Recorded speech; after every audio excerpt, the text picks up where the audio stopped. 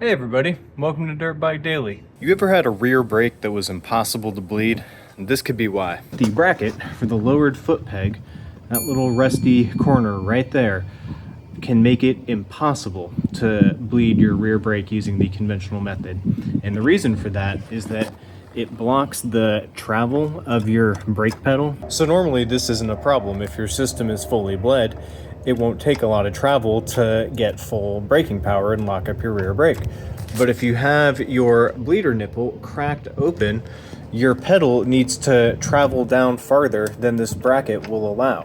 So I could never get it bled until I took off my lowered foot peg, and then next thing you know, I got it bled like 2 minutes later. So if you are also trying to bleed the rear brake on a Suzuki DR650, possibly also other dual sports or dirt bikes that might have a lowered foot peg, be sure to check into that. If you just can't get it, it could be the lowered foot peg making it impossible.